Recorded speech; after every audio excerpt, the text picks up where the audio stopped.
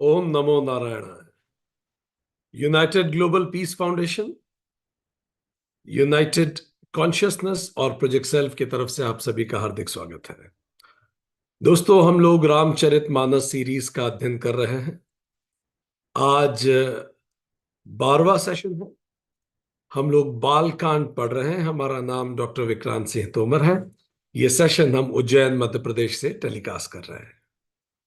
चलिए शुरू करते हैं जहां हमने पिछली बार बात समाप्त की थी। हमने पिछली बार चर्चा के दौरान और रामचरितमानस के अध्ययन के दौरान हमने देखा था कि भगवान शिव माता पार्वती को वो प्रसंग बता रहे हैं कि कोई भी बड़ी योजना, कोई भी बड़ी घटना यूं ही नहीं होती, उसके पीछे बहुत सारे कारण होते हैं।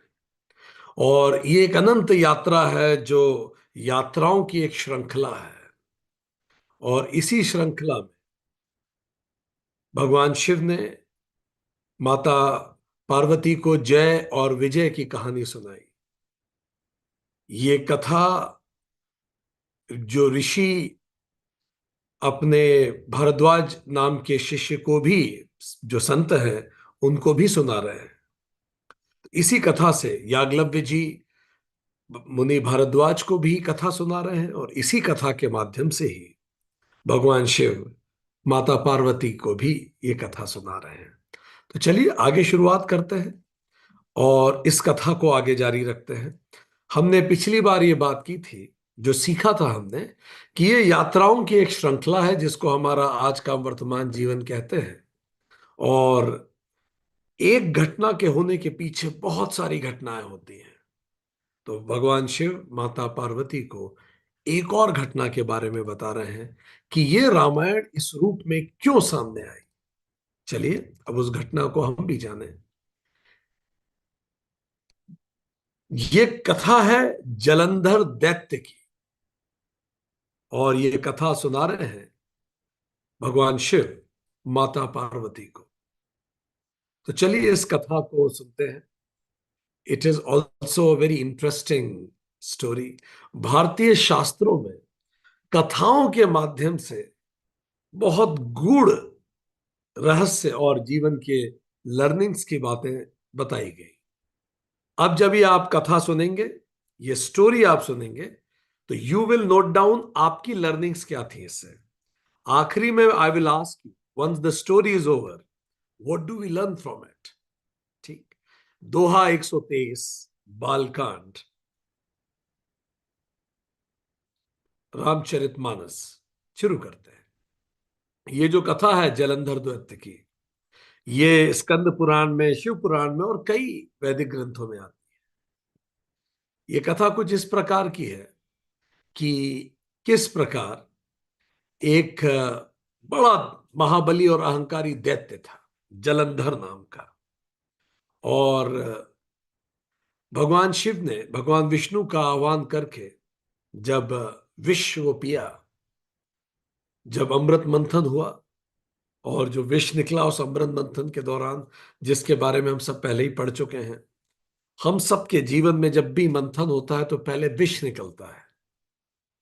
जब भी दो लोग आपस में बात करते हैं पहले डिसएग्रीमेंट सामने आते हैं।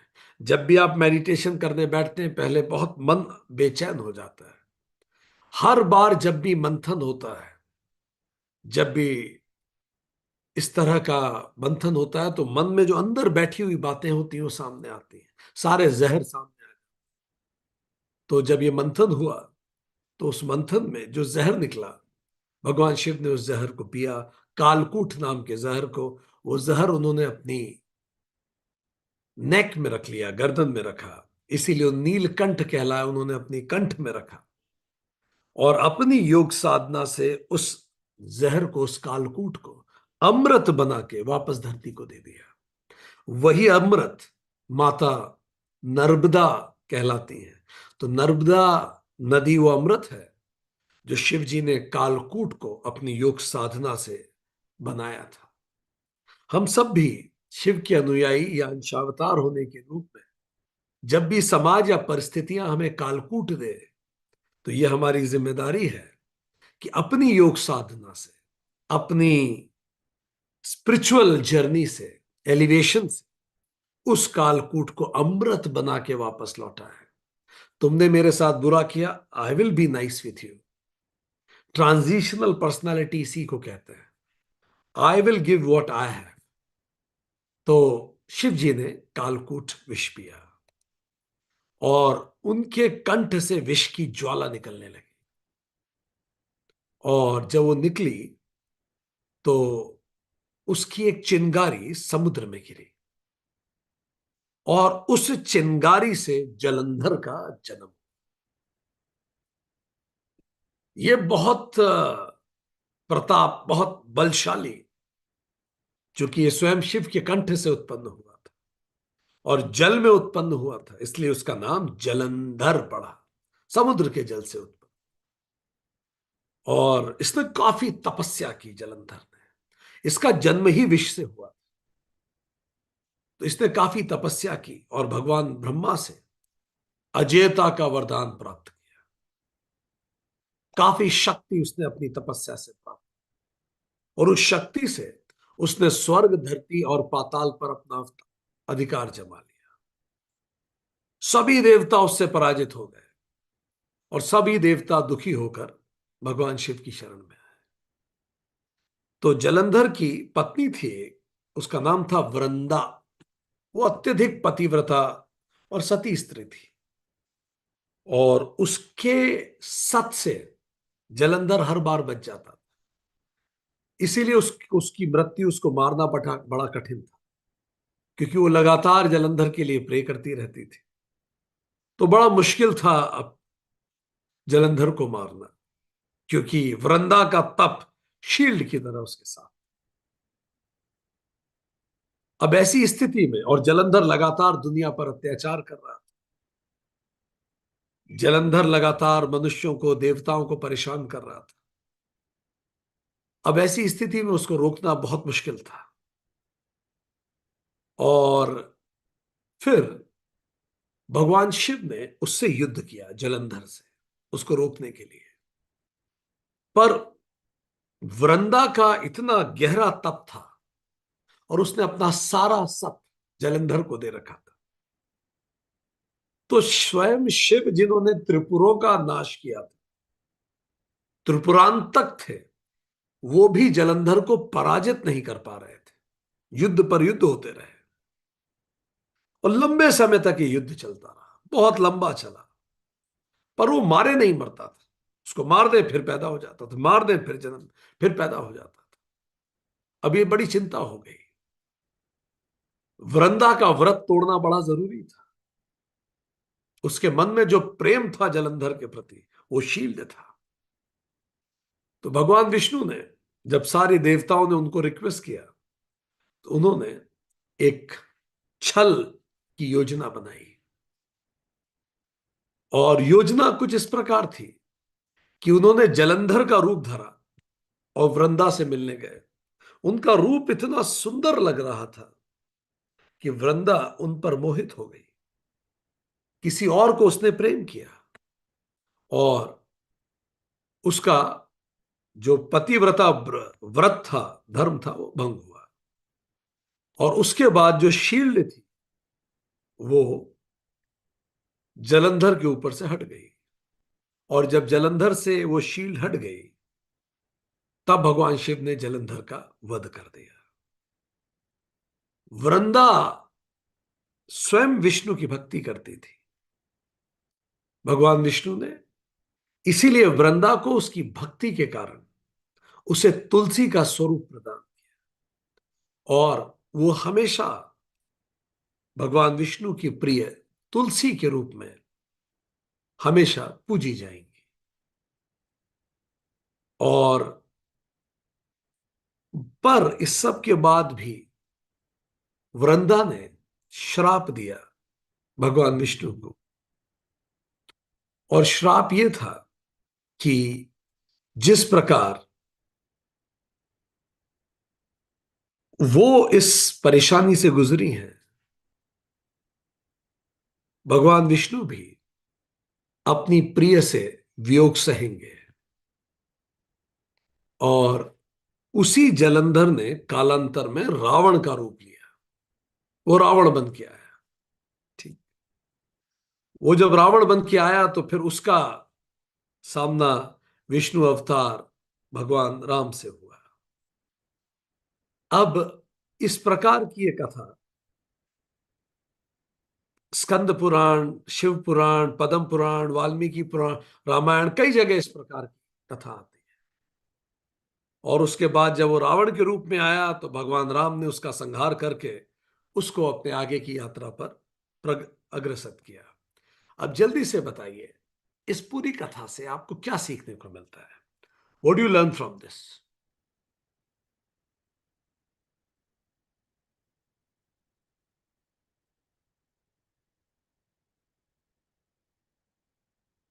वृंदा जी, वृंदा की ये जो कथा है, जलंधर की जो कथा है, विष्णु जी की जो कथा है, और शिव जी की जो कथा है, इससे what do we learn from this? What do you think? बहुत अच्छा, बहुत अच्छा। Good good good. Learning number one, no one is beyond dharma. धर्म के परे कोई नहीं है। आप अगर अपनी शक्ति का उपयोग अधार्मिक की रक्षा के लिए कर रहे हैं तो आपको भी उसका भागी बनना पड़ेगा, उसकी सजा आपको भी मिलेगी। No one is beyond universal laws. ठीक।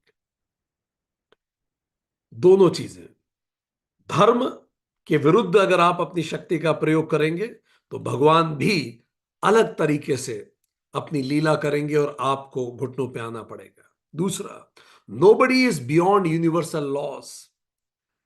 यदि स्वयं भगवान भी धर्म स्थापना के लिए कभी छल का सहारा ले तो उन तक को श्राप से गुजरना पड़ता है।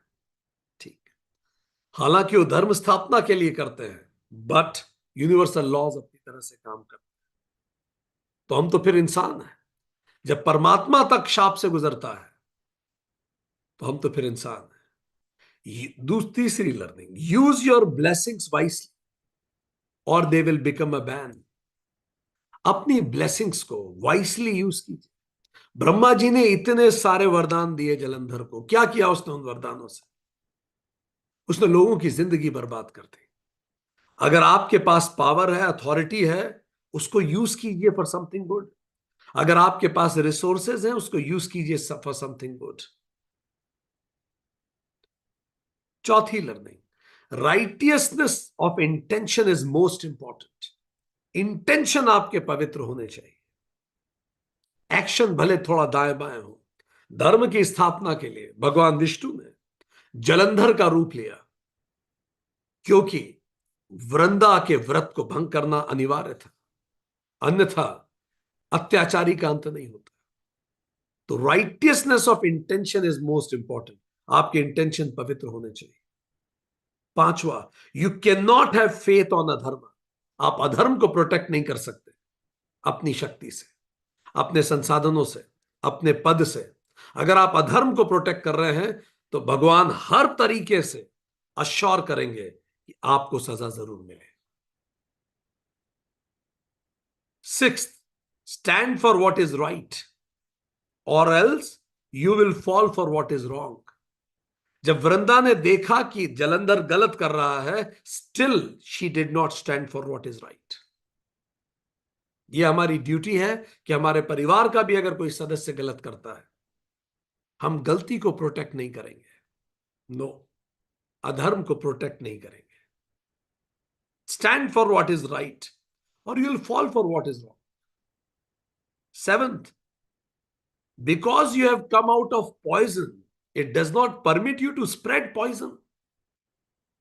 कई लोग ऐसी कहते हैं, हमारे को क्या करें, हमारी तो स्थितियां ही ऐसी थी। ऐसे नहीं होता। आप पॉइजन से पैदा हुए, इसका मतलब यह नहीं कि आप सारे समाज में पॉइजन फैलाएंगे। दुखद है कि आपकी स्थितियां अच्छी नहीं थी। दुखद है कि बचपन में आपके साथ अच्छा नहीं हुआ, पर यह आपको लाइसेंस नहीं देता दूसरों के साथ बुरा करने का। तो there are lots of learnings such small stories bring। हम आप सभी को सजेस्ट करते हैं, ये स्टोरीज अपने बच्चों को सुनाइए, छोटी छोटी stories, but it have deep learning in it. There are many people who protect adharma. It will be good learning for them also. कि how universal laws plays its role. पर अगर भगवान भी यूनिवर्सल लॉज में आते हैं तो भगवान भी उससे उन्हें गुजरना पड़ेगा. वृंदा के श्राप के कारण श्री राम भी माता सीता से अलग रहे. वृंदा ने क्रोध में आके जो श्राप दिया कि जिस प्रकार का आपने मुझसे छल किया, इसी प्रकार के छल से आप अपनी पत्नी से दूर हो जाएंगे. तो nobody is beyond loss, universal loss. Perfect, let's go further.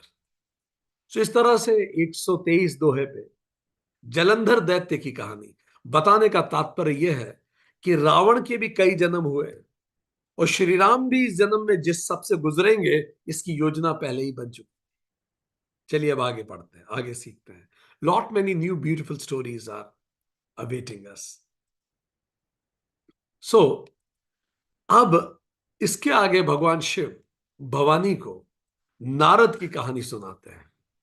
तो जलंधर दैत्य की कहानी हमने सुनी, अब नारद की कहानी सुनेंगे. नारद मुनि की कहानी सुनेंगे. नारद श्राप दिन ही एक बारा, कलप एक ते ही लगी अवतारा. गिरिजा चकित भई सुनिबानी, नारद विष्णु भगत पुनि ज्ञानी. शिव जी ने बताया कि एक बार नारद जी ने विष्णु जी को श्राप दे, अतः एक कल्प में उसके लिए अवतार हुआ. ऐसी एक बार और कथा हुई. ठीक,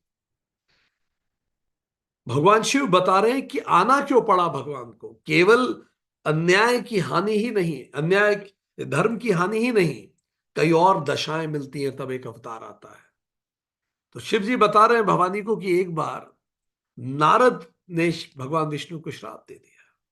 पार्वती जी बड़ी चकित हुई और बोली कि नारद जी तो विष्णु भक्त हैं, इतने बड़े ज्ञानी हैं, वो कैसे विष्णु जी को श्राप दे सकते हैं.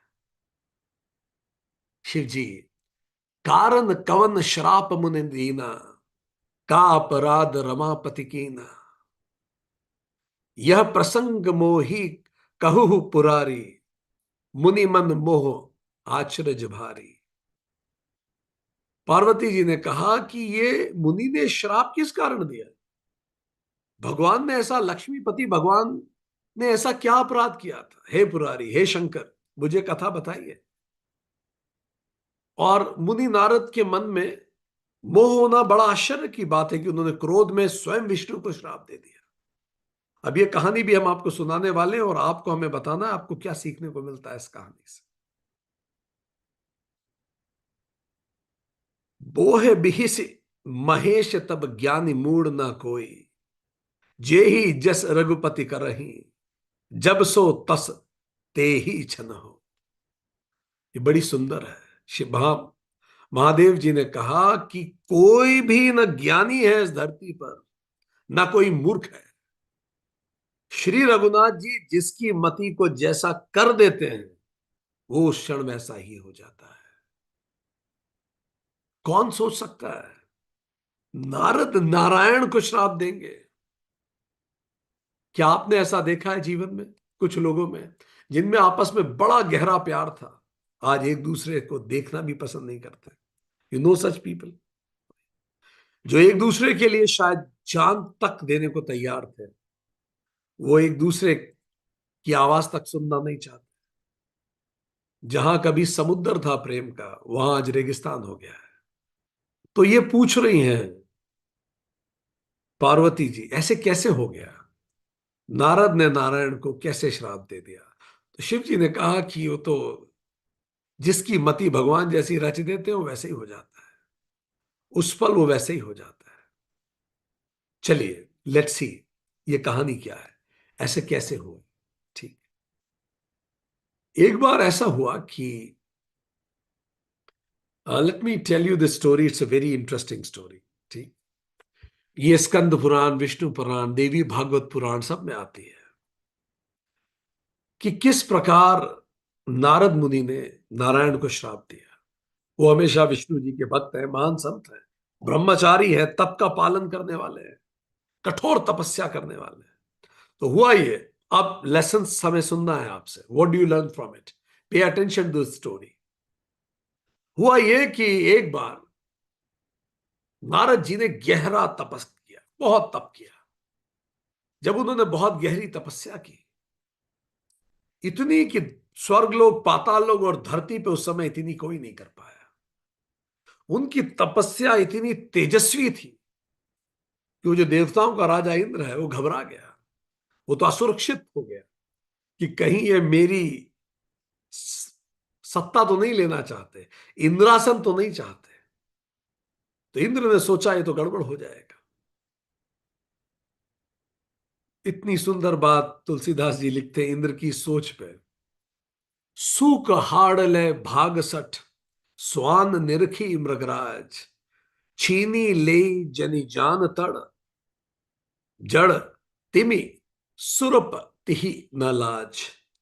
जैसे मूर्ख कुत्ता शेर को देख के हड्डी को लेके भागे, सूखी हड्डी को, और वो मूर्ख ये समझे कि कहीं शेर उसकी सूखी हड्डी ना छीन ले, ऐसे इंद्र को लगा कि कहीं देवर्षि नारद स्वर्ग को तो नहीं छीनना चाह रहे।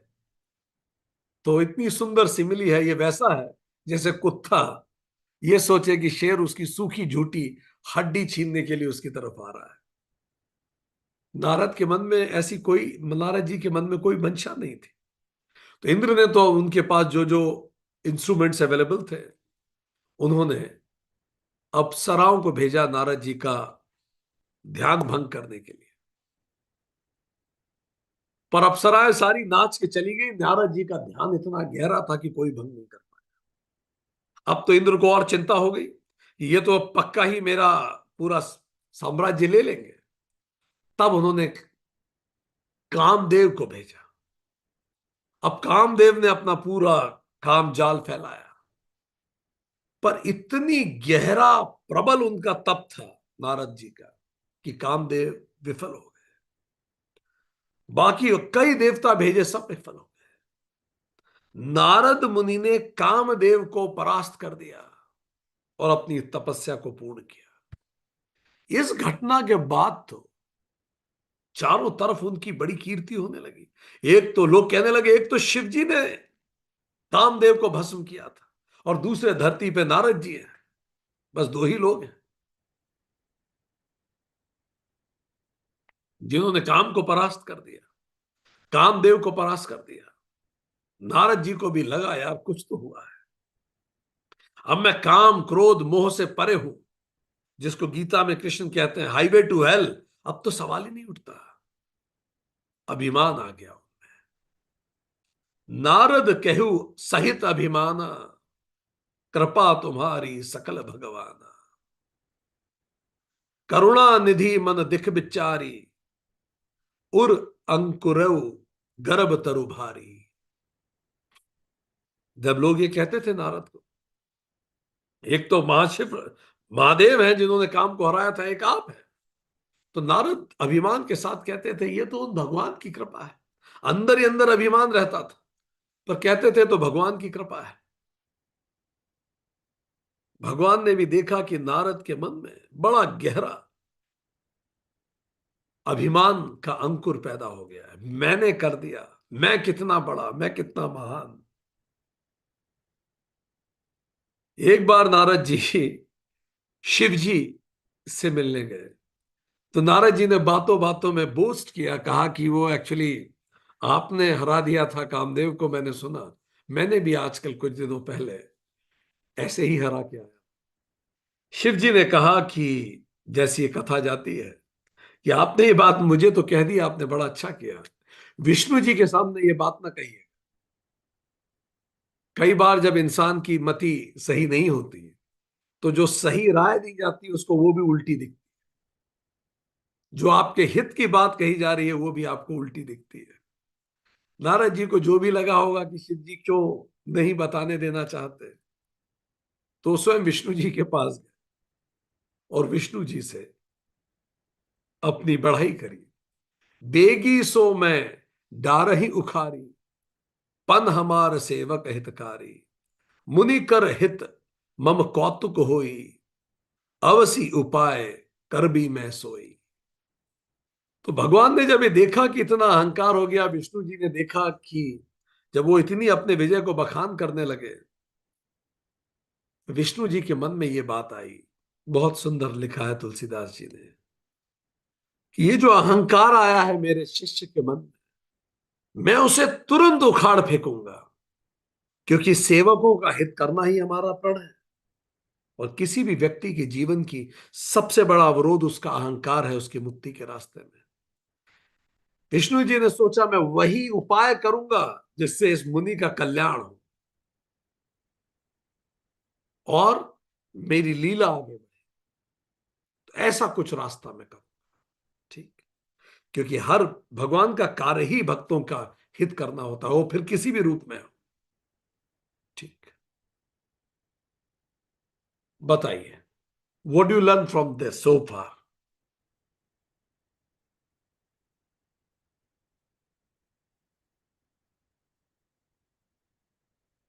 बोलिए, क्या सीखे आप यहां तक की बात से? Lesson number one, lesson for life. We think, when we think we project our own reality. जब हम सोचते हैं तो हम अपना ही पर्सनालिटी और रियलिटी को प्रोजेक्ट करते हैं। A corrupt will always doubt others, a honest will always trust others. Narad ji की जब मति खराब हो गई थी तो जो सही राय दी जा रही थी वो भी उल्टी लग रही थी। एक अहंकारी को हमेशा यह लगता रहता है कि, नारद जी को यह लग रहा था कि मेरी प्रशंसा क्यों नहीं होने दे रहे विष्णु जी के सामने। शिव जी तो उन्हीं के हित की बात कर रहे थे कि तू और परेशान हो जाएगा, पर वो समझने को तैयार नहीं थे। Lesson number two, guru and God sole purpose is to eliminate your ego. गुरु और गॉड गॉड का पर्पज ही यही होता है, आपके अहंकार को खत्म करना। वो होते ही इसीलिए।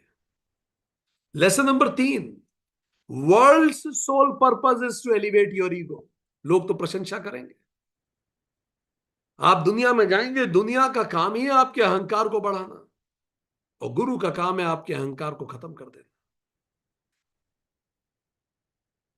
Lesson number four, the moment God sees your ego is getting elevated, out of compassion he creates a situation where your ego will be crushed. जब भी बड़ा दर्द हो, आप लगे कि बिल्कुल तड़प उठे, किसी ने इतनी बेइज्जती कर दी, जानिए कहीं परमात्मा ने सोचा था थोड़ा ज्यादा ही अहंकार बढ़ गया है, let me create a situation so that ये अहंकार खत्म हो सके, ये एरोगेंस खत्म हो सके। जैसे ही परमात्मा को दिखता है कि किसी भी व्यक्ति में अहंकार बढ़ रहा है, और आप अच्छे से जानते हैं, याद कीजिए योग सूत्र, अविद्या अस्मिता राग द्वेष अभिनिवेश। कहानी की शुरुआत ही अविद्या से होती है। वी रियलाइज कि we are island, not a part of a continent.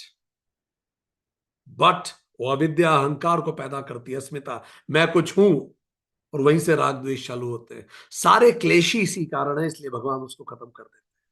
ठीक। आगे देखेंगे, बहुत अच्छी अच्छी लर्निंग्स आप लोग लिख रहे हो, वेरी गुड। इससे अब आप शास्त्र पढ़ने का तरीका भी सीख रहे हैं। This is how we need to read shastras. ठीक। Lesson number 5, that will make you think about what is actual purpose of life. जब भी आपका ईगो क्रैश होगा, that will make you think about the actual purpose of life. भगवान ऐसी परिस्थितियां create करेगा कि आप इस जगत प्रपंच में जो आपकी आसक्ति हो खत्म हो बुरी तरह से। वो अलग अलग स्थिति से होगी। कई बार ज्ञान के कारण वो आसक्ति खत्म हो जाती है, पर जब भगवान देखता है कि ज्ञान के कारण आसक्ति खत्म नहीं हो रही, तो फिर क्या किया जाए?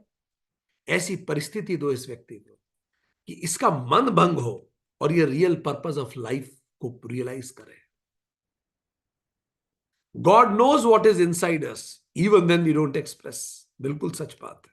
विष्णु जी तुरंत जान गए, एक सेकंड में जान गए कि कुछ अहंकार पैदा हो रहा है, और कैसे संकल्प किया मैं उसको तुरंत उखाड़ फेंकूंगा। इसलिए मुश्किल परिस्थितियां आती हैं ताकि हम सही रास्ते पे जा सके। Sixth and last, Till your ego will keep nourished, you will never think about the real purpose of life. जब तक आपको दुनिया आपके अहंकार को नरिश करती रहेगी, आप कभी रियल पर्पस ऑफ लाइफ पे नहीं सोचेंगे। चलिए आगे बढ़ते हैं। अब हुआ क्या, जब विष्णु जी ने सोचा तो उन्होंने क्या किया, लेट्स लर्न फर्दर। ये जो स्प्रिंग बना है, ये क्यों बना है, कोई बताएगा? Why we have kept the spring here? क्या कहना चाहते हैं हम इससे? हम्म ये बड़ी क्वालिफाइड बैच है भाई। बार बार हम पैदा होते हैं, खत्म होते हैं, but every time we need to evolve ourselves. बहुत अच्छा। कई बार हमें ऐसा लगता है जो हम पढ़ा रहे हैं उससे ज्यादा आप पढ़ रहे हैं। ठीक। कई बार इतने अच्छे अच्छे पॉइंट्स आप लिखते हैं जो हमने नहीं सोचे होते। This is a example of a qualified batch, very nice, keep it up. Fine, चलिए आगे देखें। अब क्या हुआ फिर आगे, जब भगवान ने डिसाइड किया कि इसका अहंकार को तो खत्म करना पड़ेगा, बहुत बढ़ गया है। आगे, जे ही विधि नात होई हित मेरा। अब हुआ ये कि एक भगवान विष्णु ने ऐसा कुछ योजना ये बनाई कि उन्होंने एक बहुत सुंदर नगर की रचना की, बहुत सुंदर नगर, एक्सेप्शनली ब्यूटीफुल नगर। और जब देखा कि नारद में बहुत ज्यादा अहंकार है, तो इतना सुंदर नगर बनाया कि देवताओं की जो अमरावती थी वो भी उसको देख के शर्मा जाए, इतना सुंदर नगर उन्होंने बनाया। और जब सहस्त्रों योजन लंबा चौड़ा वो नगर था, ठीक, और उसको देख के अच्छे अच्छे लोग आसक्त हो जाए ऐसा नगर। अगर इंद्र भी आसक्त हो जाए, ऐसा उन्होंने नगर बनाया।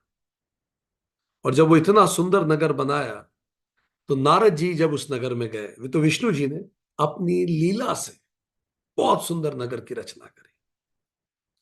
जब नारद को यह लगा कि उनने सारी कामनाएं जीत ली हैं, तो भगवान ने बताया कि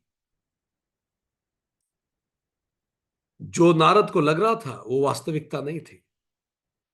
तो उन्होंने नारद के सामने एक सुंदर नगर की रचना की और नारद को पता ही नहीं पड़ा। माया नगरी की उन्होंने रचना कर दी। मंत्र गोज लाइक दिस, चौपाई गोज लाइक दिस। बिरचेव मह मग महु नगर ते सत जो जन विस्तार। श्रीनिवासपुर ते अधिक रचना विविध प्रकार। उन्होंने अपनी माया से नारद जहां जा रहे थे उनके रास्ते में 100 योजन का एक बड़ा नगर रचा। उसमें बहुत तारी की रचनाएं थी। वो बैकुंठ से भी सुंदर था, वो स्वर्ग से भी सुंदर। बसही नगर सुंदर नर नारी, जनु बहु मन जिस मनसज रति तनुधारी। तेही पुर बसई सील निधि राजा, अगिनत है गए सेन समाजा। उस नगर में इतने सुंदर नर नारी थे कि मानो एक एक व्यक्ति स्वयं कामदेव हो, और स्त्री रति ही हो, कामदेव की जो पत्नी है। इतने सुंदर थे, हर व्यक्ति इतना सुंदर था कि पुरुष कामदेव था और स्त्री रति थी। उस नगर में शील निधि नाम का राजा रहता था, और बहुत सारे घोड़े सैनिक सब कुछ था उसके पास। ठीक, सब कुछ था उसके पास। सत सुरेश सम विभव विलासा, रूप तेज बल नीत निवासा। विश्व मोहिनी तासु कुमारी, विमोह जिसु रपु निहारी। और उसमें जो नगर था, उसका वैभव और विलास 100 इंद्रों के समान था। ठीक, वो जो राजा था उसका रूप तेज बल और नीति का घर था उसका राजमहल। और उसकी विश्व मोहिनी नाम की एक लड़की थी। वो जो विश्व मोहिनी थी, वो इतनी सुंदर थी कि उसके रूप को देख के स्वयं लक्ष्मी जी मोहित हो जाए। तो बाकी की तो बात ही कुछ और है। तो लक्ष्मी जी ही मोहित हो जाए, इतनी सुंदर थी। तो ऐसा नगर सामने आया नारद के रास्ते में। नारद चकित थे इतना सुंदर नगर को देख के। और सुनने में यह आया कि वहां एक घोषणा थी कि जो भी योग्य व्यक्ति होगा और उससे राजा अपनी पुत्री का विवाह करे। अब जब नारद मुनि ने राजकुमारी को देखा, तो जिसपे स्वयं लक्ष्मी जी मोहित हो जाए तो उसपे तो कोई भी मोहित हो जाता। नारद के मन में एक कामना जागृत हुई कि मैं इस राजकुमारी से कैसे भी शादी करूं, कैसे भी शादी करूं, कुछ हो जाए, कुछ बहो जाए, कुछ कैसे भी शादी। अब उनको यह समझ में आ रहा था कि मैं इतना सुंदर तो नहीं हूं, और ये महिला तो विश्व मोहिनी है। तो नारद को यही समझ में आया कि मुझे भगवान की शरण में ही जाना पड़ेगा। नारद जी भगवान विष्णु की शरण में गए। जे ही विधि नात होई हित मेरा, करहु सो बेगी दास में तेरा। निज माया बल देख बिसाला, ही हंसी बोले दीन दयाला। वो विष्णु जी के पास फिर से गए नारद। कहा कि प्रभु ऐसा ऐसा एक महल है, ऐसा ऐसा एक नगर है, इतने समृद्ध वहां के लोग हैं, मैंने इतना सुंदर कभी कुछ नहीं देखा। उसके तो आम नागरिक इतने सुंदर हैं, मानो स्वयं कामदेव हो, और महिलाएं स्वयं रति। उसके राजा इतने तपस्वी हैं, इतने तेजस्वी राजा हैं, मानो 100 इंद्र एक साथ हो जाए। उनकी जो विश्व मोहिनी नाम की पुत्री है, उससे सुंदर व्यक्ति महिला मैंने जीवन में नहीं देखी। लक्ष्मी जी भी कुछ नहीं लगती उसके साथ। अगर मैंने आपके लिए कभी भी, मैंने आपको ईमानदारी से आपकी प्रेयर की हो, तो प्रभु मैं उससे शादी करना चाहूं, कुछ ऐसा कीजिए जिससे मेरा हित हो, वो मुझे आप शीघ्र दे दीजिए, मैं आपका दास हूं।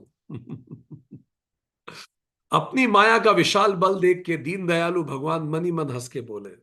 दीन दयालु, what why he was doing it, भगवान कर ही इसीलिए रहे थे ताकि नारद का हित हो, और नारद कह ही रहे ऐसा कुछ कीजिए जिससे मेरा हित हो। आगे देखते हैं। जे ही विधि होई परम हित नारद सुनहु तुम्हार, सोई हम करब न आन कछु वचन नम्रशा हमार। विष्णु जी ने कहा है नारद सुनो, तुम चिंता मत करो, जिस प्रकार तुम्हारा परम हित होगा वही करेंगे हम, दूसरा कुछ नहीं करेंगे। वी विल अश्योर कि तुम्हारा हित हो, अभी तुम देखते जाओ, सब कुछ वो होगा जिसमें तुम्हारा हित होगा। तो विष्णु जी ने कहा उसके अतिरिक्त और कुछ नहीं होगा, तुम्हारे हित का करेंगे, और हमारा वचन कभी असत्य नहीं होता ना। विष्णु जी ने कहा तुम्हारे हित के लिए अब हमने निश्चित कर लिया है। कुपथ माग रुज व्याकुल रोगी, वैध न देई सुनई मुनि जोगी। यही विधि हित तुम्हार, मैं ठयो कही अस अंत रहित प्रभु भय हो। हे योगी, हे मुनि सुनो, रोग से व्याकुल रोगी अगर कुपथ मांगे तो वैद्य उसे दे थोड़ी देता है। ठीक, अगर कोई व्यक्ति रोग से बहुत व्याकुल है और गलत मेडिसिन मांगे तो थोड़ी दी जाएगी उसे। इसी प्रकार मैंने भी निश्चित किया है कि तुम्हारा हित करूंगा, तुम बिल्कुल चिंता मत करो। और वो अंतर्ध्यान हो गए। नारद इस बात को समझ ही नहीं पाए कि विष्णु जी की बात में एक व्यंग छुपा है। ना विष्णु जी ने कहा कि अगर रोगी कुछ गलत चीज मांगे तो आप दो दे थोड़ी देंगे। बच्चा आपका रोगी है, वो उसकी गला खराब है, टॉन्सिल्स हो रहे हो, रो रो के आइसक्रीम मांग रहा है, आप दे थोड़ी देंगे। विष्णु जी ने कहा कि मैं वो करूंगा जो तुम्हारे लिए बिल्कुल ठीक है, और तुमने हित की चाहिए तो तुम निश्चित रहो, हित होगा अब तुम्हारा। और ये बोल के भगवान अंतर ध्यान हो गए। ठीक है। और फिर भगवान ने नारद को कहा, नारद ने रूप मांगा था कि मुझे ऐसा रूप दीजिए जिससे मेरा कल्याण हो। तो विष्णु जी ने कहा तथास्तु, तुम्हें ऐसा ही रूप मिलेगा जिससे तुम्हारा परम कल्याण होगा। और ये बोल के विष्णु जी अंतर्ध्यान हो गए। अब जब विष्णु जी ये बोल के अंतर्ध्यान हो गए, उसके बाद नारद को ये समझ में आ गया कि भगवान ने मुझे परम रूप दे दिया। अब इससे ज्यादा सुंदर कोई हो नहीं सकता इस धरती पे। भगवान ने तथास्तु कह दिया कि वो रूप मुझे मिला जिससे मेरा कल्याण होगा। उसके बाद नारद वहां स्वयंवर में पहुंचे। जब नारद स्वयंवर में पहुंचे तो सभी लोग पलट पलट के नारद को देख रहे थे। इनफैक्ट पूरा नगर ही पलट पलट के नारद को देख रहा था। ऐसा खूबसूरत रूप भगवान ने उसे दिया। नारद जी को भी खुद पे बड़ा गर्व हो रहा था कि देखो सब पलट पलट के देख रहे हैं। आज तो प्रभु ने अलौकिक ही रूप दे दिया। नारद और गर्व से सीना चौड़ा करके चल रहे थे। जितना लोग देख रहे थे, नारद रुक रुक के सबको अपने दर्शन लाभ दे रहे थे। जैसे कोई रैंप पे चलता है, पलट के वापस देखता है कि किसी का देखना छूट न गया हो। तो नारद ने पूरा श्योर किया कि नगर का एक एक व्यक्ति उन्हें देख ले, क्योंकि रूप ही ऐसा मोहित करने वाला भगवान ने दिया है। और उसी गर्व से, उसी प्रसन्नता से, उसी आनंद से नारद उस जगह पहुंचे जहां ये स्वयंवर हो रहा था। स्वयंवर में जैसे ही वो पहुंचे, वहां भी सब लोग आगे बढ़ बढ़ के नारद को देखने लगे। नारद को समझ में आ गया आज तो मेरा काम निश्चित। लोग दूर दूर से एक दूसरे को बुला बुला के दिखा रहे थे, देखो उनको देखो। नारद को समझ में आ गया कि अब स्वयंवर मुझे ही जीतना है। सभी बुला बुला के एक दूसरे को दिखा रहे हैं। नारद जी को देखने के लिए भीड़ लग गई। जितनी भीड़ बढ़ती जा रही थी, नारद खुद को और धन्य और भगवान को और धन्यवाद दे रहे थे कि मैंने एक बार भगवान से मांगा, इससे बेहतर भगवान क्या दे सकते थे। अब स्वयंवर शुरू हुआ। जब स्वयंवर शुरू हुआ तो राजकुमारी पुष्पहार लेके आई और धीरे धीरे सभी राजकुमारों को इग्नोर करती हुई बढ़ने लगी। नारद को पता था कि माला उन्हीं के गले में डलनी है। नारद बिल्कुल पोज में तैयार खड़े थे वर्ण के लिए। राजकुमारी उनके सामने आके ठिठक के रुक गई और उन्होंने घूर के नारद को देखा। नारद इस बात को समझ रहे थे कि उनके रूप को वो भी एडमायर कर रही है। पर नारद थोड़े से कंफ्यूज हुए, क्योंकि राजकुमारी के चेहरे पे कोई एडमिरेशन के भाव नहीं थे। वो थोड़ी भयभीत सी लगी और वो आगे चली गई। और बहुत सारे लोगों से होते हुए एक बहुत खूबसूरत एक और व्यक्ति बैठा था, उसके गले में वो माला डाल दी। जैसे ही नारद जी ने देखा कि किसी और के गले में ये माला डाल दी गई, जिसके गले में नारद वो माला डली थी, वो अप्रतिम खूबसूरत था। पर इतने खूबसूरत तो नारद स्वयं थे। तो नारद ने अपनी योग साधना से उस व्यक्ति का ओरिजिन पता लगाया जिसके गले में माला डली थी।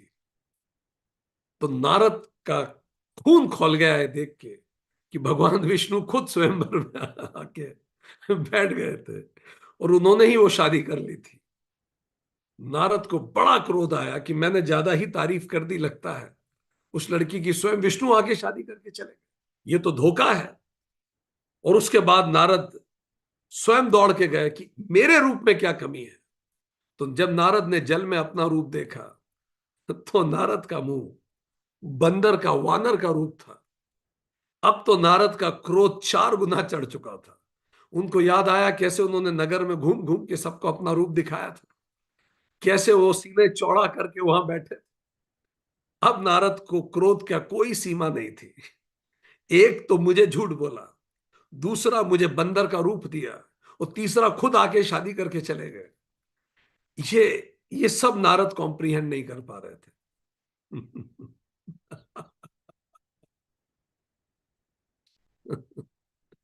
नारद जी ने इस क्रोध में आके विष्णु जी को श्राप दिया। विष्णु जी को श्राप दिया। पहला कि आपने मुझे वानर का रूप दे दिया। अब आप पृथ्वी पे अवतार लेंगे, जब भी आप अवतार लें तो ये वानर ही आपकी सहायता करें। आपको लगा कि वानर यूजलेस है, आप इनके पास सहायता के लिए जाएंगे। ये श्राप नारद जी ने दिया। दूसरा श्राप, जिस तरह से आपने मुझे मेरी होने वाली पत्नी से वियोग करवा दिया, आप अपनी हो चुकी पत्नी से वियोग प्राप्त करेंगे। सो ये दो श्राप नारद जी ने विष्णु जी को दिए। विष्णु जी ने प्रेम से उस श्राप को स्वीकार किया और उन्होंने बताया कि ये सब उनकी एक लीला है। और जैसे ही नारद जी ने विष्णु जी को श्राप दिया, तुरंत विष्णु जी ने अपनी लीला वापस खींची। नारद ने पलट के देखा तो ना तो कोई नगर था, ना कोई स्वयंवर था, ना कोई राजकुमारी थी, ना कोई लोग थे। नारद भी वहीं खड़े थे, विष्णु भी वहीं खड़े थे। नारद जी विष्णु जी के चरणों में गिर पड़े। वो बोला, प्रभु बड़ी गलती हुई, मैं अहंकारवश में समझ नहीं पाया कि आपकी माया कितनी प्रबल है, पता ही नहीं पड़ता कब लील लेती है। और उस अज्ञानवश मैंने आपको श्राप दे दिया।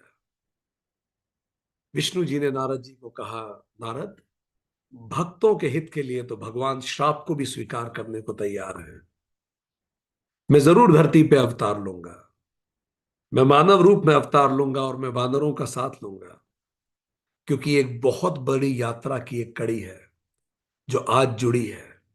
हमारे जीवन में जो कुछ हो रहा है, एक बहुत बड़ी यात्रा की कड़ियां जो जुड़ती चली जा रही है।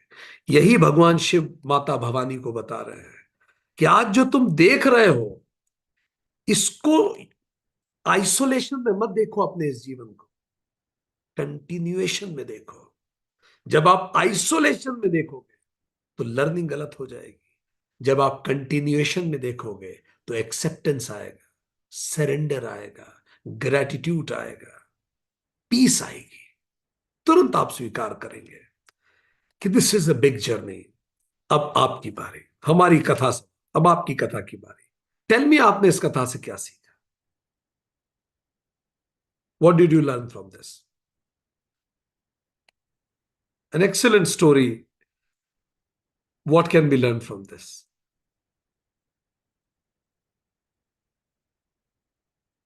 आप भी बताते जाइए, हम भी बताते जाते हैं, ठीक है? मिलजुली सरकार बनाते हैं।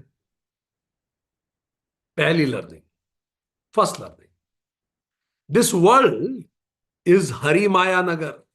इस दुनिया का नाम है हरि माया नगर, जिसमें हम रहते हैं। ठीक, जब भी हमारा ईगो क्रश होता है, when our ego gets crushed, we cry but he smiles. जब भी हमारे अहंकार को चोट लगती है, हम रोते हैं पर वो मुस्कुराता है। याद रखिएगा, वो मुस्कुरा रहा होता है ऊपर बैठ के कि कहां तुम इस माया को सच समझ के अपने अहंकार को पोषित करने में लगे थे। And third lesson, when our ego gets elevated we smile but he pities. जब हमारा अहंकार एलिवेट होता है, मालाएं पहनाई जाती हैं, स्तुति गान होता है, हम सीना चौड़ा करते हैं, हम खुश होते हैं, वो हम पे करुणा और पिटी से देखता है कि ये कहां किस दिशा में जा रहा है, what is his purpose of life, और ये किस चीजों में उलझ रहा है। याद कीजिए भगवत गीता में, world is a inverted tree. ये उल्टा इन्वर्टेड ट्री है दुनिया। जब ईगो क्रश होता है तो हमें मुस्कुराना चाहिए पर हम रोते हैं, और जब ईगो एलिवेट होता है तो हमें रोना चाहिए पर हम हंसते हैं। World is a inverted tree, Upanishad भी कहते हैं, गीता भी कहती है। And lesson number 5, god doesn't give us what we want, but certainly gives us what we need for our liberation. परमात्मा हमें वो नहीं देता जो हमें चाहिए, जो हम चाहते हैं। परमात्मा वो देता है जो हमारे ग्रोथ के लिए आवश्यक है, हमारी उन्नति के लिए, हमारे आध्यात्मिक विकास के लिए जरूरी है। सो लॉट्स ऑफ लर्निंग्स जो हम इससे सीख पाते हैं। अब चलिए, इस लर्निंग के साथ पार्वती जी और प्रसन्न हुई हैं, वो भी मुस्कुराती रही काफी समय तक कि ये तो सच है। दोस्तों जरा सोच के देखिए, यही हमारा जीवन है। ये जो नारद की कथा है, ये हम सब की कथा है। हम सब सोचते रहते हैं कि हम कहीं अचीव कर रहे हैं, हम कहीं वो कर रहे हैं, पर एक दिन हमें समझ में आता है कि ये सब drama, it it all is a drama, ये सब कुछ एक ड्रामा है जो हरि ने रचा है हमारे इवोल्यूशन के लिए। तो जब जब आपको दर्द हो, जानिए कुछ सोचा है, कुछ परमात्मा ने विचारा है, ये वेदना जरूरी थी, शायद इसी से वेद निकलने वाले होंगे। जीवन में जब आप बहुत कठिन परिस्थितियों से गुजरे, ये मत सोचिए दुखी होके why me God for this. मुस्कुरा के पूछिए why me God, what is to be learn from this. हमेशा जब लर्निंग की बात आए, we should say why not me, let me go through all the experiences in life, and I know that every single experience which I will go through will elevate me. Let's lead our life with full acceptance, positively accept all the choiceless situations in life. किसी से शिकायत, कोई शिकायत नहीं, give your best and leave the rest. ऐसा ना हो कि हम जीवन में जिन जिन चीजों पे गर्व कर रहे हैं, अंततः अंतकाल में पता पड़े हमसे बड़ा बंदर कोई नहीं था, हम तो बंदर ही थे। इतना सारा इकट्ठा करके जिसके नाम दे के गए, वही अब हमें याद नहीं रखता। इतना सारा जिन चीजों के लिए दाएं बाएं करके लड़ लड़ के लेके आए, अब सेहत ही साथ नहीं देती। ऐसा ना हो कि पूरा जीवन के अंत में यही निचोड़ निकले। कहानी आती है वेदांत में कि बहलिया बंदर को पकड़ता कैसे है। बंदर पेड़ पे बैठा रहता है, तो एक सुराही में उसको दिखा के एप्पल डाल देता है, सेब फल। बंदर तुरंत आता है और सेब फल के अंदर हाथ डालता है, सुराही के अंदर सेब फल निकालने के लिए। पर जैसे ही हाथ डालता है, उसका हाथ चौड़ा हो जाता है, खींचता है तो निकल नहीं पाता सुराही के मुंह से। बंदर को लगता है सुराही में कुछ है जो उसको पकड़ लिया है। बंदर को लगता है सुराही ने उसे पकड़ लिया है। वो पूरी कोशिश करता है पर उसका हाथ नहीं निकलता। वो फल को छोड़ता नहीं है, सुराही उसको छोड़ती नहीं है। इतने में बहेलिया आ जाता है और उसको पकड़ के ले जाता है। बस यही जीवन है। हम फल छोड़ते नहीं है, ये जीवन हमें छोड़ता नहीं है, हमें संसार छोड़ता नहीं है। इतने में समय आ जाता है जिसको मृत्यु कहते हैं। बहलिया आता है और कहता है चलो भाई अब चलने का समय आ गया, फल छोड़ो। ठीक, और सुराही फूट जाती है। यही प्रपंच ही जीवन है। इसीलिए ये कहानियां सुनाई जाती हैं। हम एक दूसरे से इन कहानियों को कहे। इस देश में पीढ़ियों तक बिनीता ये कहानी कही गई। एक जनरेशन ने दूसरी को सुनाई, दूसरी ने तीसरे को सुनाई। दीपेश, यही होता था मंदिरों में, यही होता था चौराहों पे, चौपालों पे। वो बच्चे इन्हीं कहानियों को सीख सीख के बड़े होते थे। उनको लगता था कि हमें बंदर नहीं बनना। ये सब कहानियां मुंह पे मुंह जुबानी सारे बच्चों को याद थी। इससे इंस्पिरेशन मिलती थी। आपने वो कहानी सुनी है ना, वो एक पेड़ पे एक व्यापारी था। Remember that? एक हम सब ने पढ़ी होगी वो कहानी। एक व्यापारी था जो टोपी का बिजनेस करता था। एक बार वो एक पेड़ के नीचे सो गया, तो ऊपर से बंदर आया और सारी टोपी लेके चले गए। और जब उसकी नींद खुली तो उसने देखा टोपी तो सारी खाली है। सारे बंदर ऊपर लेके चले गए टोपियां। अब उसे समझ में नहीं आया क्या करें। और उसे ये पता था बंदर बंदर नकलची होते हैं। तो एक टोपी उसके पास रखी हुई, बाय चांस उसके सर पे लगी हुई थी, वो बच गई। तो उसने वो जो टोपी थी, उसने सोचा है जो नकलची बंदर है उनको दिखा के उसने टोपी करके ऐसे नीचे फेंकी। तो सारे बंदरों ने उसको देख के टोपी नीचे फेंक दी। उसने अपनी टोपियां इकट्ठी करी और चलता बना। समझदार था, चतुर था, बंदर मूर्ख था, मूर्ख बना के चला गया। पर 30 साल बाद ऐसा फिर हुआ। अब 30 साल बाद उसका बेटा जो वही बिजनेस करता था, उसका बेटा टोपियों लेके चला 30 साल बाद। अब वो भी उसी पेड़ के नीचे सोया, उसी टोपियों को लेके। वो ऊपर वाले बंदर आए, उन बंदरों के बच्चे होंगे, 2-3 जनरेशन पुराने। तो उन बंदरों के पोते होते थे, वो भी नीचे आए, वो फिर टोपियां लेके चले गए आदत से मजबूर। ये भी उसी पेड़ के नीचे आया, बाय चांस वो भी उसी पेड़ के नीचे आया। अब सारी टोपियां गायब हो गई। बाय चांस एक टोपी इसके भी सर पे थी, इसकी एक टोपी लगी रह गई। ये भी जानता था कि बंदर नकलची होते हैं। इसने तुरंत वो टोपी ली, वो फेंकी बंदरों को दिखा के नीचे। पेड़ पे से एक बंदर कूद के नीचे आया, वो टोपी लेके भी भाग गया।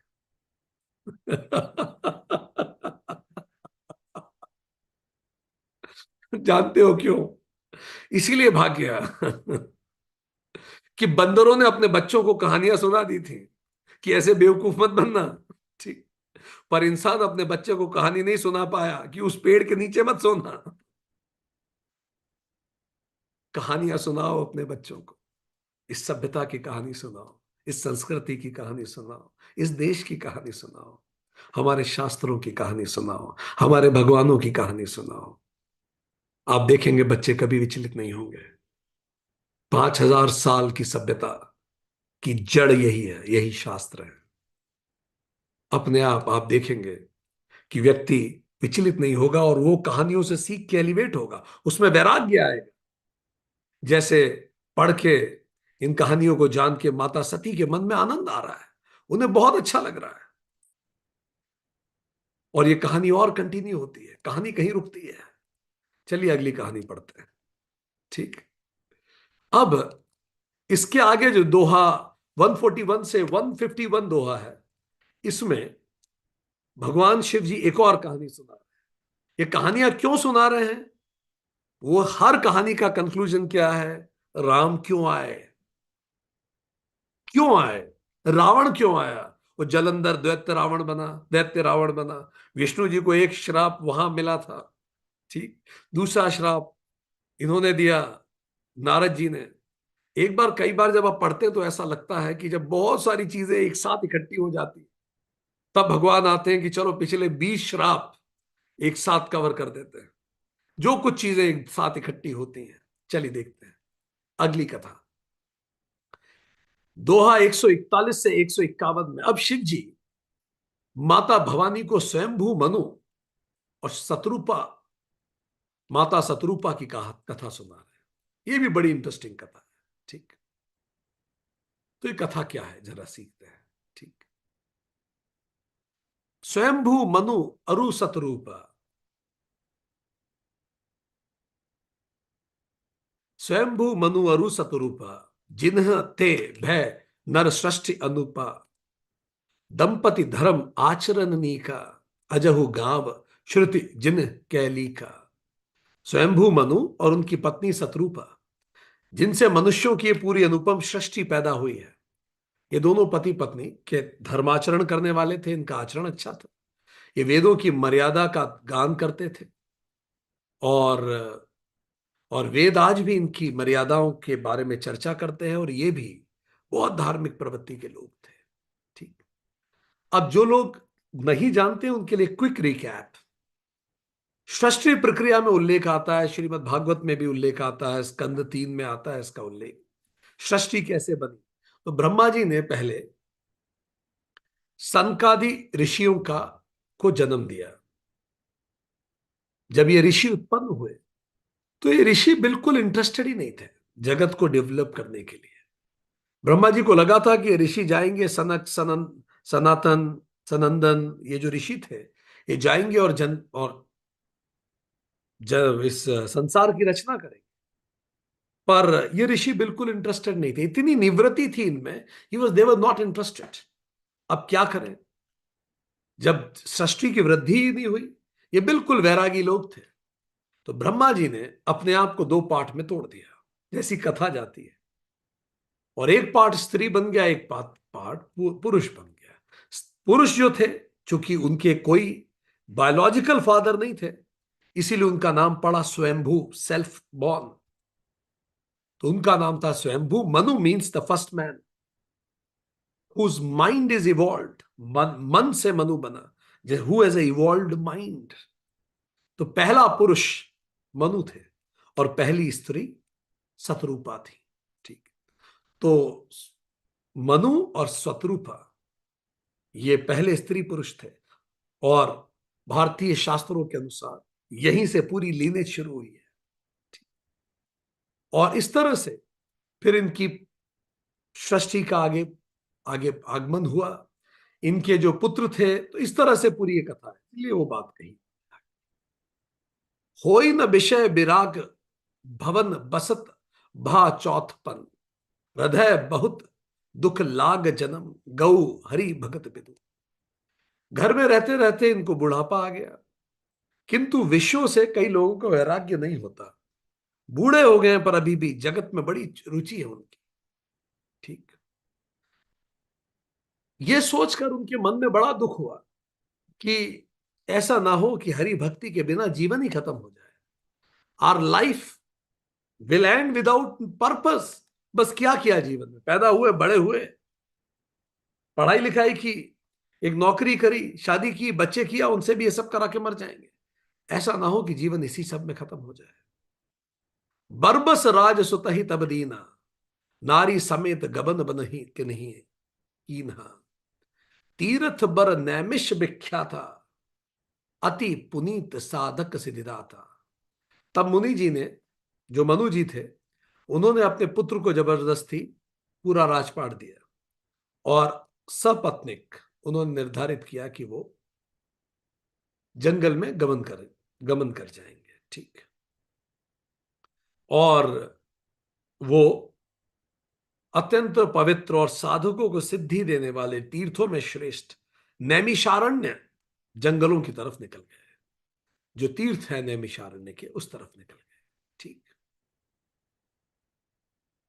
What do we learn from this? Quick learnings this so far, think about it, keep noting down. I last, तब आप बताइएगा। ठीक है, परफेक्ट। हर बार सोचिए मैं क्या सीख सकता हूं इस बात से। ठीक। यहां तक की बात अगर हम करें, so there are great learnings in this. पहला, know when to love the world and know when to leave the world. जानिए कब इस दुनिया को प्रेम करना है और जानिए कब इसको छोड़ देना है। ये जानना बहुत जरूरी है कि हमें इस दुनिया को कब, दुनिया को छोड़ देने का तात्पर्य मरने की बात नहीं है, कब हमें इस दुनिया से विरक्ति ले लेनी चाहिए। आसक्ति कब होनी चाहिए, विरक्ति कब होनी चाहिए, यही बताने के लिए हमारे शास्त्रों में हमारे पूर्वजों ने हमें सिखाया है कि हमारे आश्रमों के अनुसार हमें जीवन जीना चाहिए। ब्रह्मचर्य आश्रम सीखिए, गृहस्थ आश्रम जितनी आसक्ति रखनी रखिए, सारे काम पूजी कीजिए, पर वानप्रस्थ आश्रम होते ही आपको अगले उद्देश्यों की ओर बढ़ना चाहिए। Lesson number 2, maturity comes with age, but for some people, as I often say, age comes alone. पर कुछ लोगों के लिए उम्र अकेली बढ़ती है, उनमें मैच्योरिटी नहीं आती, वो वैसे ही जुड़े हुए रहते हैं चीजों को लेके। उनको उतना ही बुरा लगता है कोई उन्हें कुछ कह दे, जितना वो जब 15 साल के थे लगता था, जब वो 25 साल, 35 साल, 45 साल, 55 साल, आज भी उन्हें उतना ही बुरा लगता है। आज भी उनकी जगत में उतनी आ सकती है, 65 साल के हो गए, जितनी उनकी 15 साल में आ सकती थी। Learning number 3, when next generation enters गृहस्थ आश्रम, the previous generation should enter into वानप्रस्थ आश्रम। जब अगली जनरेशन गृहस्थ में आ रही है, आजकल एवरेज उम्र शादी की 29 हो गया है, तो जैसे ही अगली जनरेशन गृहस्थ आश्रम में प्रवेश करती है, आप जानिए अब आपके वानप्रस्थ का समय हो गया है। बिल्कुल ठीक Bhavna ji, live learn love and leave. आगे बढ़ो यार, जगह खाली करो, सिंहासन खाली करो कि जनता आती है। अगली जनरेशन को दो आप काम, आप बेहतर उद्देश्यों पे जाओ। Lesson number 4, be there to mentor them but like a coach. Coach खेलने थोड़ी उतरता है, क्यों उतर जाता है बिना। अब कोच अंदर बैठता है ड्रेसिंग रूम में, अब उनके खेलने का समय है, खेल लिया। आप बेहतर उद्देश्यों पे बात करें कि अभी भी उन्हीं चीजों की बात करेंगे, करते रहिए। ठीक। कुछ दिनों में तो नॉक नॉक होना ही है। सो बी लाइक मेंटोर। अब कोच बन जाइए, खिलाड़ी नहीं, अब हम कोच हैं। जब उनको जरूरत पड़ेगी, उनको गाइडेंस की जरूरत पड़ेगी, हम देंगे, we'll guide them, but know it's their game, it's not my game. उनका खेल है, ये मेरा खेल नहीं है। फाइन। और what else, another learning from this, know it's their battle. जानिए ये उनका युद्ध है, हम नहीं लड़ेंगे, इट इज देयर बैटल। इसीलिए भी हमें ज्यादा दखल नहीं देना है। गीता में जब अर्जुन कहता है मैं नहीं लड़ूंगा, तो कृष्ण क्या कहते हैं, ठीक है तू बैठ जा, वो लड़ने लगते नहीं। आप गाइड कीजिए, नेवर डिसाइड फॉर देम, उनके लिए निर्णय भी मत लीजिए, जस्ट नेविगेट। उनको इंस्पायर कीजिए, उनको गाइड कीजिए, उनको कोच कीजिए, उनको मेंटोर कीजिए और हैंड ओवर कीजिए। आप हायर उद्देश्यों के ऊपर जाइए। ये जो जनरेशन गैप जिसकी हम बात करते हैं आजकल, ये इसीलिए हो रहा है कि अगली जनरेशन तैयार है और पिछली रिटायर होने को तैयार नहीं है। तो दो जनरेशन एक साथ को एग्जिस्ट कर रही है। ठीक, इसीलिए भारत में एक सिस्टम बनाया था, एक एज फिक्स कर ली थी, ताकि याद आए भाई अब आप आगे पधारिए। इसका एक और बेनिफिट होता था कि सारी जनरेशन एक साथ समाज को एक्सप्लॉइट नहीं करती थी ना। समाज को सोचिए, चार पार्ट में बांट दिया था राजेश कुमार। मतलब जितनी भी पॉपुलेशन है वो चार पार्ट में डिवाइड हो गई। कितना सुंदर सिस्टम था। बच्चे will be educated about nature, fine, they will explore nature. जो गृहस्थ आश्रम वाले थे, दे विल एक्सप्लॉइट नेचर, वो एक्सप्लॉइट करें, फाइन। वानप्रस्थ आश्रम, दे विल एक्सपीरियंस नेचर। संन्यास आश्रम, दे विल एग्जिट। तो educate, exploit, experience and exit. अब इन चारों में बोलिए, एक्सप्लॉइट कौन कर रहा है नेचर को? बस एक 1/4 of the world population. What a scientific way of looking at it. बाकी लोग नेचर को एक्सप्लॉइट करने के लिए नहीं बने हैं। पर अभी क्या हो रहा है, पूरी सारी जनरेशन्स मिलकर नेचर को एक्सप्लॉइट कर रही है। इसलिए ग्लोबल वार्मिंग है। So we learn this that जिस प्रकार उन्होंने निर्धारित किया खुद ही कि भैया बहुत हो गया, अब आगे बढ़े यार, हो गया, बिजनेस कर लिया, खूब कमा लिया, दुनिया में नाम कर लिया, वैसे तो कब तक करते रहेंगे, करते ही रहेंगे, वी विल फिक्स इट, आगे बढ़ते हैं। ठीक, चलिए नेक्स्ट फर्दर। इसके बाद क्या होता है, वो जब आगे जाते हैं तो ये जो नैमिषारण्य जंगल है, ये उत्तर प्रदेश में जो सीतापुर जिला है वहां है ये। ठीक, ये गोमती नदी के किनारे बसा हुआ है और तपोभूमि मानी जाती है ऋषियों की। कहते हैं 88,000 ऋषियों ने यहां तप किया। कहते हैं भगवान राम ने अश्वमेध यज्ञ भी यहीं किया था। महाभारत के काल में युधिष्ठिर अर्जुन भी यहां आए थे। महर्षि दधीची ने इसी जगह अपनी अस्थियां दान की थी। कई मंदिर हैं यहाँ। ठीक है, बड़ी खूबसूरत जगह ये मानी जाती है। ठीक, अब वो जंगल चले, आगे देखते हैं फिर क्या किया। मुनि जी ने, मनु जी ने समस्त राज्य उनको दिया और जंगल में चले गए। ठीक, और नैमिषारण्य जंगल में चले गए। वहां वो सिद्ध मुनियों के समूह से मिले, बड़े मन में खुश होकर अपना जीवन जीते थे। और राजा रानी भक्ति और ज्ञान स्वरूप बन के जा रहे थे। बस ज्ञान अर्जित करना है और भक्ति करनी है, यही दो काम है। तो वानप्रस्थ के दो लक्ष्य क्या? ज्ञान और भक्ति। वानप्रस्थ के दो लक्ष्य, ज्ञान और भक्ति। This is how it goes, this is what is वानप्रस्थ।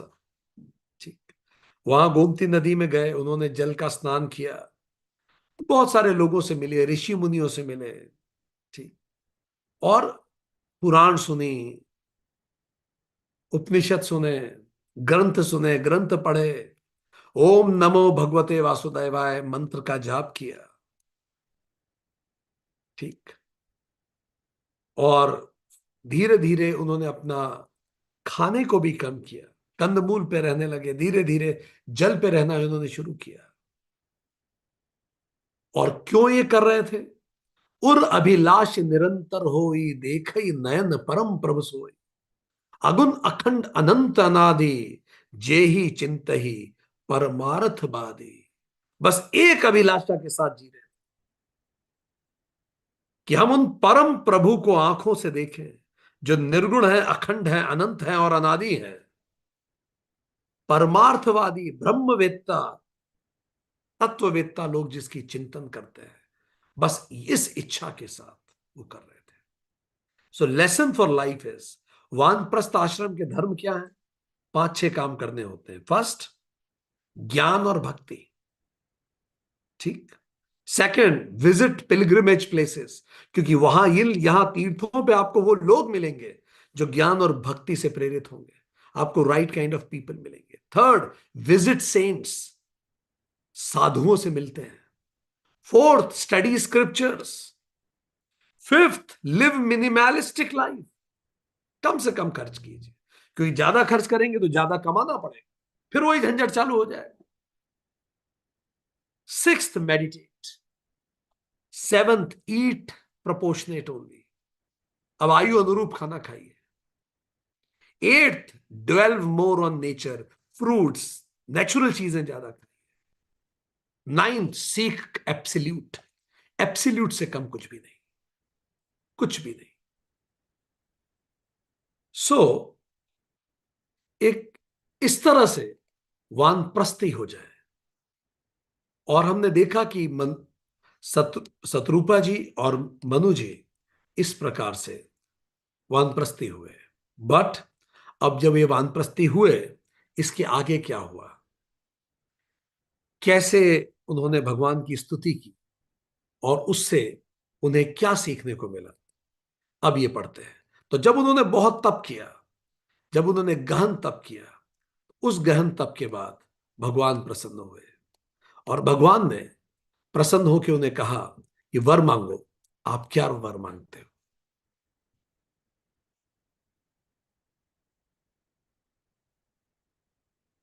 प्रभु सर्वज्ञ दास निज जाने, गति अनन्य तापस नृपरानी, मागु मागु बरु भय नभ बानी, परम गंभीर कृपा अमृत सानी। सर्वज्ञ प्रभु ने अनन्य गति वाले तपस्वी राजा रानी को निज दास माना, और तब परम गंभीर वाणी हुई, आकाशवाणी हुई, वर मांगो, क्या चाहते हो? Ask what you want, ask and shall be granted. जो अनाथ हित हम पर ने हूं, तो प्रसन्न हो यह बर दे हूं। जो स्वरूप बस शिव मन माही, जे ही कारण मुनि जतन कराही। इन्होंने मांगा, मनु जी ने, हे अनाथ के कल्याण करने वाले, यदि हम लोगों पर आपका सच में स्नेह है तो प्रसन्न हो कि मुझे वर दीजिए कि आपका जो स्वरूप शिव जी के मन में बसता है और जिसकी प्राप्ति के लिए मुनि रोग यज्ञ यत्न करते हैं, सो भुसुंडी मन मानस हंसा, सगुन अगुन जे ही निगम प्रशंसा। देख ही हम सो रूप भरी लोचन, कृपा करहु परन तारित मोचन। जो काक भुषुंडू जी ने के मन रूपी सरोवर में विहार करने वाला हंस है, सगुण और निर्गुण कहकर वेद जिसकी प्रशंसा करते हैं, शरणागत के दुख को मिटाने वाले प्रभु, ऐसी कृपा कीजिए हम भी उस रूप को देख सके। तो भगवान ने अपने रूप को दिखाया, फिर स्वरूप देखा उन्होंने वास्तविक भगवान का। Seek the supreme, rest will follow. आप बस सुप्रीम को सीख कीजिए, रेस्ट विल ऑटोमेटिकली फॉलो। दोहा 49, 149 से 51 तक वो आगे की बात करते हैं। दानी शिरोमणि कृपा निधिनाथ, कहूं सतभाव, चाहे तुम्ही समान सुत, प्रभु सन कवन दुराऊ। फिर राजा ने कहा, हे दानियों में शिरोमणि, हे कृपा निधान, मैं अपने सच्चा मन और सच्चा भाव कहता हूं कि मैं आपके समान पुत्र चाहता हूं, प्रभु से भले क्या छुपाना। उन्होंने कहा कि अगर आप हम पे सच में प्रसन्न हैं, ये रूप अब हमने आपका देख लिया, अब आप हमें यह वर दीजिए कि मुझे आप जैसा पुत्र मिले। तो भगवान ने सुंदर बात कही, देखी प्रीति सुनि बचन अमोले, एकम वस्तु करुणा निधि बोले। आप सरिज खोजे कहीं जाई, नृप तव तनय होब में आई। तो भगवान ने बोला कि ऐसा ही हो, तथास्तु। पर उन्होंने ये कहा कि अब मैं आपने कहा मेरा समान कोई बच्चा चाहिए, तो मेरे समान तो इस धरती पे कोई दूसरा नहीं, इस सृष्टि में मेरे समान कोई दूसरा नहीं, अतः मैं स्वयं ही आके तुम्हारा पुत्र बनूंगा। सुत विषयिक तव पद रति हो, मोही बड़ मुह कहे किनको, मनी बिनु फनी जिमि जल बिनु मीना, मम जीवन तिमि तुम ही अधीना। फिर राजा ने बोला, मनु जी ने बोला, आप मेरे घर में पैदा हो रहे हैं, ये आपकी बड़ी कृपा है, पर मुझे यह भी वर चाहिए कि आपके चरणों में मेरी प्रीति वैसे ही रहे जैसे पिता के पुत्र के लिए पिता के मन में होती है। मैं भूल जाऊं कि आप स्वयं परमात्मा हैं, मैं वैसे ही आपको प्रेम करना चाहता हूं जैसे पिता पुत्र को करता है।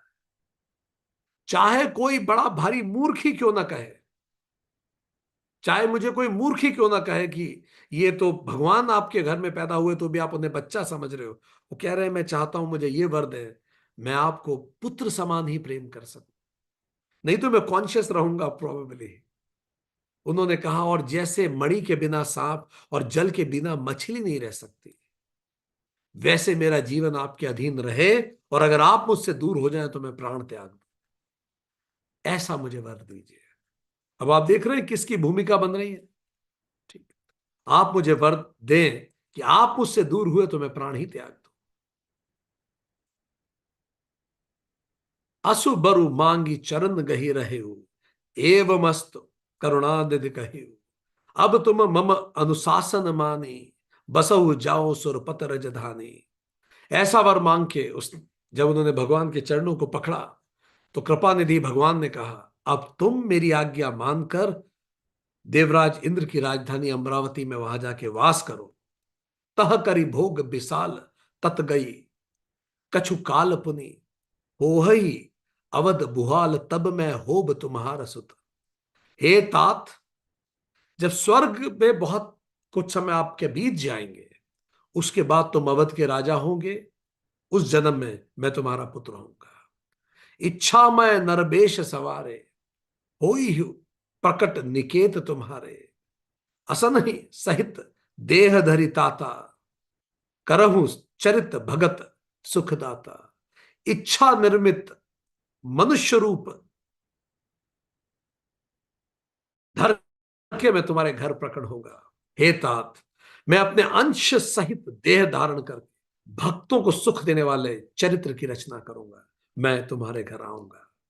उन्होंने ये वचन दिया भगवान ने कि आप जाइए, आप लौटिए, मैं आऊंगा त्रेता युग में।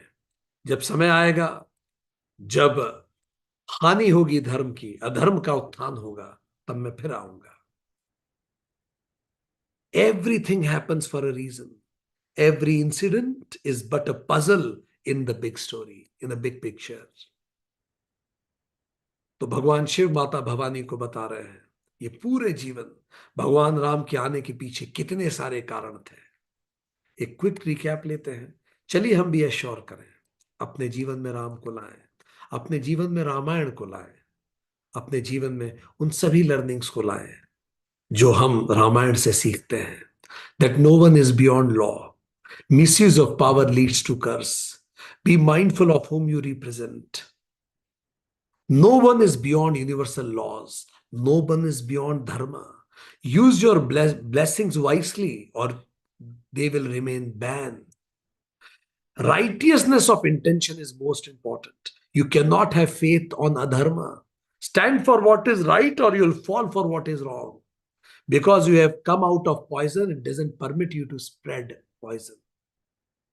हमने सीखा know when to love the world and when to leave the world. Maturity comes with age, but for some people, age comes alone. When the next generation enters Grastashram, the previous generation should enter into Vanprastha. Be there for them, act like mentor, like a coach, not a player. It's their battle. Remember that. Let them fight. Never decide for them, just navigate.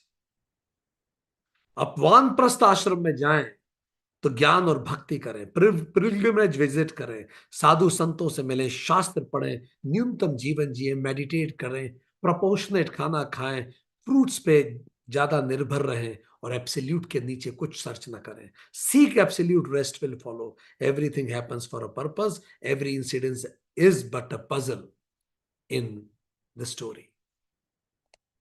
आज के लिए इतना ही. Thank you very much.